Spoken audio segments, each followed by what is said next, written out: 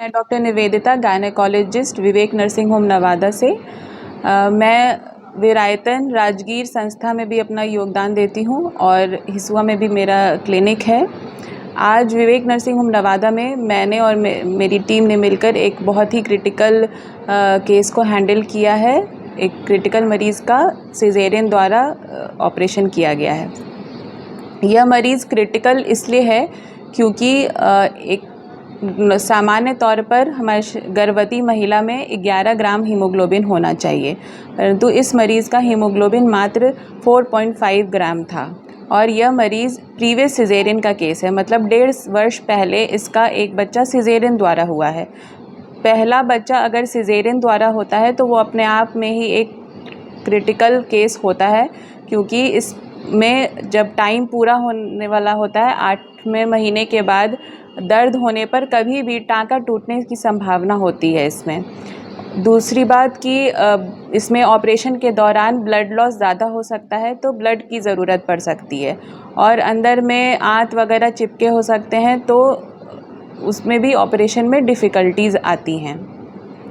ये दूसरा critical point था। और तीसरा था कि ये महिला का पूरा टर्म पूरा हो चुका था, मतलब टाइम पूरा हो चुका था, जिस वजह से बच्चे के जान को भी खतरा था। उसे ऑक्सीजन की जब माँ के शरीर में ब्लड की कमी थी तो इसके वजह से ऑक्सीजन की भी कमी थी और बच्चे को हाइपोक्सिया, मतलब कि ऑक्सीजन पूर्ण रूप से नहीं मिल पा रहा था, जिसकी वजह से बच्चे का धड़कन 85 to 90 के बीच था।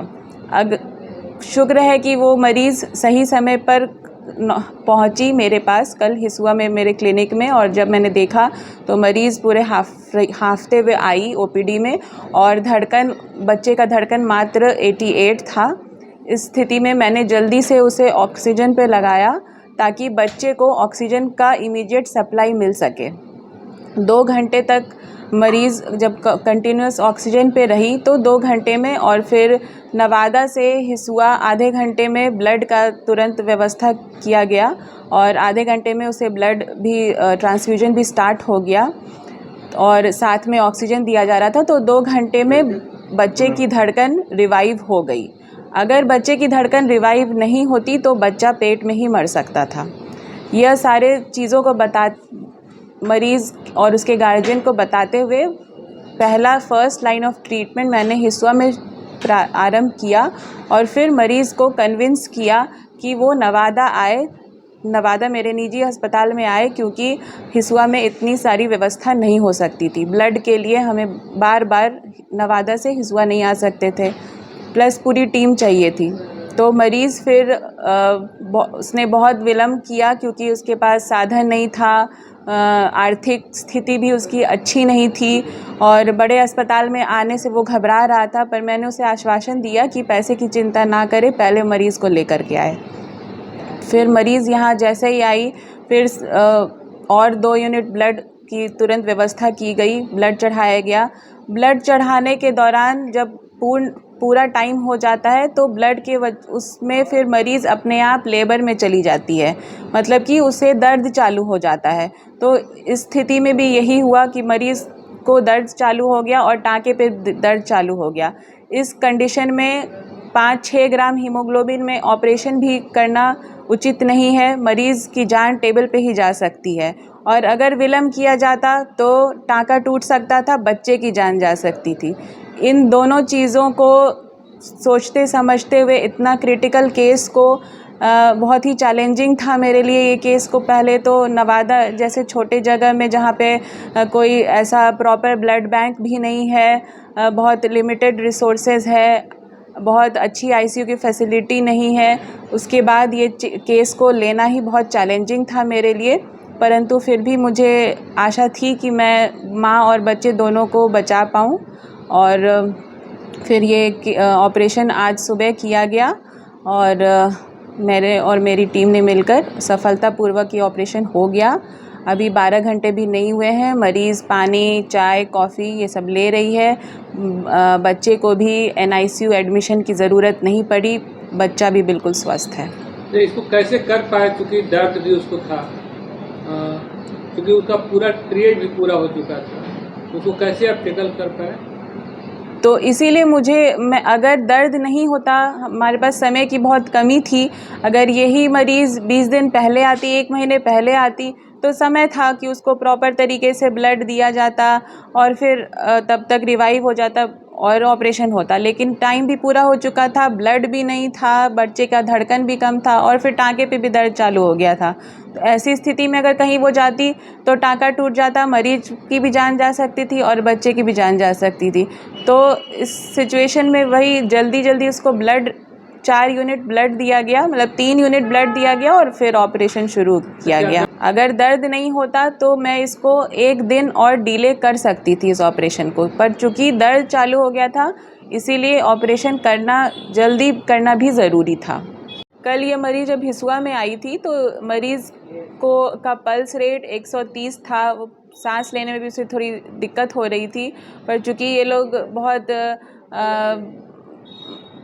परिश्रमी लोग होते हैं तो 5 ग्राम 4 ग्राम हीमोग्लोबिन में भी ठटे रहते हैं, परंतु उसका असर बच्चे पे हो रहा था और बच्चे का धड़कन 85-90 के बीच था।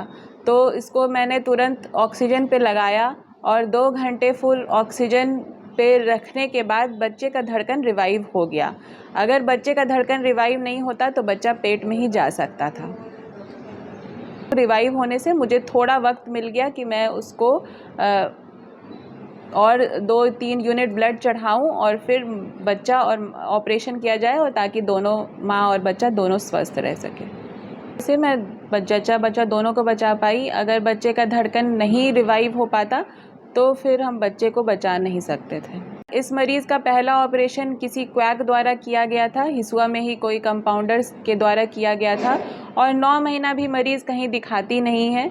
वो 9 महीने पे जब ऑपरेशन कराने गई और रूटीन में जब उसका हीमोग्लोबिन जांच हुआ तो 4.5 ग्राम था। उसके बाद भी इतने अज्ञात हैं मरीज़ को, मतलब कि इतना नॉलेज की इतनी कमी है बिहार में, इतनी ज़्यादा कमी है कि 1 अगस्त को उसका रिपोर्ट 4.5 ग्राम का है। उसके बाद भी 1 हफ्ता मरीज़ ने कोई एक्शन नहीं लिया और वो किसी कंपाउंडर, किसी क्वैक के पीछे पड़ी थी कि उसको ब्लड देगा, पर ब्लड उसको मिला नहीं और 1 अगस्त का रिपोर्ट 4.5 ग्राम लेकर वो घूम रही है। इस 1 हफ्ते में मरीज़ और उसके बच्चे पे कितना प्रभाव पड़ा। अगर यही वो 1 तारीख को आती तो शायद मतलब इतनी परेशानी नहीं होती, पर अल्टीमेटली तो भगवान हैं जो बचाना चाहते थे दोनों को और मैं एक माध्यम हूँ। बिहार में आज भी जब साइंस इतना आगे बढ़ चुका है और बहुत अभी भी लिमिटेड रिसोर्सेज है, परंतु फिर भी एक उच्च स्तरीय इलाज होता है। बहुत सारे ऐसे डॉक्टर हैं, मैं खुद लैप्रोस्कोपी करती हूँ, जो कि अभी भी बिहार में बहुत गिने चुने डॉक्टर्स लैप्रोस्कोपी सर्जरी करते हैं। उसके बाद भी मरीज़ यहाँ पर इतने अज्ञात हैं कि उनको एक प्रेगनेंसी चेकअप के लिए भी वो सही जगह पे नहीं पहुंच पाते हैं। शायद पैसे के वजह से या फिर किसी के गलत सलाह के वजह से वो इधर उधर भटकते रहते हैं और अपना समय समय पे ANC चेकअप, जो कि रूटीन चेकअप है, हर गर्भवती महिला को अपने 9 महीने प्रेगनेंसी के दौरान कम से कम महीने में 1 बार टोटल 5 से 6 विज़िट एक महिला चिकित्सक गायनेकोलॉजिस्ट को मिलना चाहिए और वो नहीं करा पाते हैं और इसके वजह से लास्ट मोमेंट पे ये सारी परेशानियां आती हैं। हीमोग्लोबिन कम होना कोई बड़ी बात नहीं है प्रेगनेंसी में, लेकिन अगर सही समय पे वो डिटेक्ट हो जाए तो फिर हम उसको समय रहते उसका एक्शन ले सकते हैं। ये मरीज़ और उसके बच्चे और हमारा भी सौभाग्य है कि हम इस केस को सक्सेसफुली हैंडल कर पाए, वरना ऐसे केसेस में माँ और बच्चा दोनों की जान जा सकती थी।